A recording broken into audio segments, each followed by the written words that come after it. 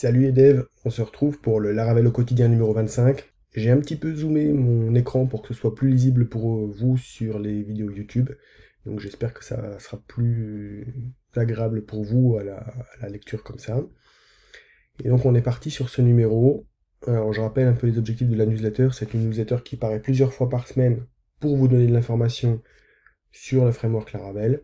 Évidemment, du coup, ça s'adresse aux devs Laravel de préférence, mais tout le monde est bienvenu ici. Si vous souhaitez débuter sur le framework Laravel, ça peut être une bonne source d'information pour vous. Donc vraiment, n'hésitez pas à en parler autour de vous, ça aide à sa diffusion et au fait qu'elle puisse grandir dans la communauté. Si vous voulez me soutenir, c'est pas de refus, vous pouvez me faire payer un petit café sur l'application Ko-fi avec ce lien ou en cliquant sur l'image. C'est à partir de 2 euros et il n'y a pas de montant maximum. Donc tu donnes ce que tu veux. Et si tu n'as pas la possibilité de donner, tout simplement, tu peux me soutenir en t'abonnant à cette newsletter, en parlant autour de toi, en retweetant les tweets que je diffuse ou en partageant sur les différents réseaux sur lesquels je suis. J'en profite pour te dire que je fais également une autre newsletter qui s'appelle Quandef les devs, qui elle sort une fois par semaine le vendredi, qui a un contenu beaucoup plus important. Je vais te montrer le sommaire. Voilà, c'est le sommaire de la newsletter, où il y a quand même pas mal de contenu. Donc si c'est quelque chose qui t'intéresse, n'hésite pas, je te mettrai le lien dans la description de cette vidéo.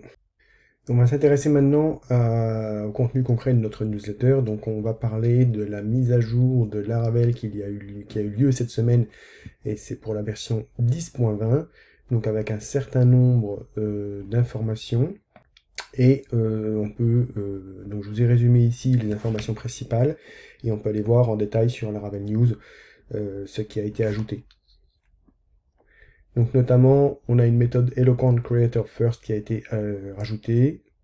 On a la possibilité d'utiliser les relations supprimées même sans soft delete. Donc là, il faut aller voir la pull request pour voir plus en détail à quoi ça va correspondre, parce que dit comme ça paraît un peu, on ne sait pas trop de quoi il s'agit, mais en fait c'est plus par rapport au package qui vont utiliser des relations de type morph, et en lisant la paire, on comprend mieux de quoi il s'agit.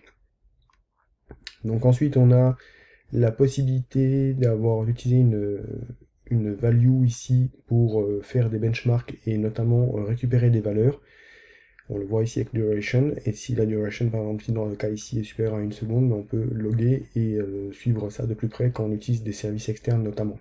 Ici, on a toujours dans l'esprit un petit peu de Laravel qui est de simplifier la vie des développeurs, on a la possibilité d'utiliser une valeur par défaut quand on fait du merge when, ce qui permet d'éviter de faire merge when, merge unless, si j'ai bien compris. Et ensuite, on a également l'amélioration sur la partie JSON. Donc comme toujours sur l'article, on peut retrouver les différences entre la version précédente et la version actuelle, et on a accès au changelog que je vous ai mis également dans la description de la mise à jour. Donc comme toujours, allez faire un saut, allez voir un petit peu ce qui a été apporté, ajouté, c'est toujours intéressant. Normalement c'est documenté tout de suite, et ça peut être aussi intéressant d'aller voir le code qui a été produit. Il y a toujours des choses à apprendre en allant voir le code qui est mis en place dans ce framework. Le second lien, alors ça c'est intéressant, c'est Tobias Petri qui fait ça depuis 3 ans, je crois, 2021, 2022 et cette année. Il propose un sondage qui s'appelle State of Laravel, où il y a tout un tas de questions à remplir. Alors je vous rassure, hein, il y en a pour 5 minutes environ, et surtout il y a la compilation des résultats pour les années précédentes. Donc si vous voulez voir à quoi correspond le sondage, alors, il y a les questions de base à répondre au départ, notamment son sexe, d'où, sur quel continent on habite, et ainsi de suite. Vous avez tout un tas de questions comme ça à répondre, mais vraiment, il y en a pour 5 minutes grand maxi pour répondre tout le formulaire, et ça permet ensuite, du coup, d'accéder aux résultats. Donc on voit c'est classé par année, et donc on a les réponses à toutes les résultats pour toutes les questions qui ont été posées. Donc n'hésitez pas à aller participer, ça donne un petit peu une indication de comment se porte le framework Laravel, et je trouve que c'est une super initiative de la part de Tobias.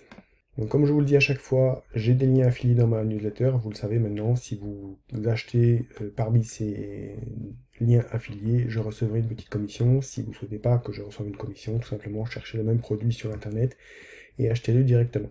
Dans le précédent numéro, je vous ai parlé de Steve King qui nous faisait une série de vidéos pour construire un forum avec Laravel. Et donc là, c'est la suite des vidéos, celle d'hier et celle à venir aujourd'hui.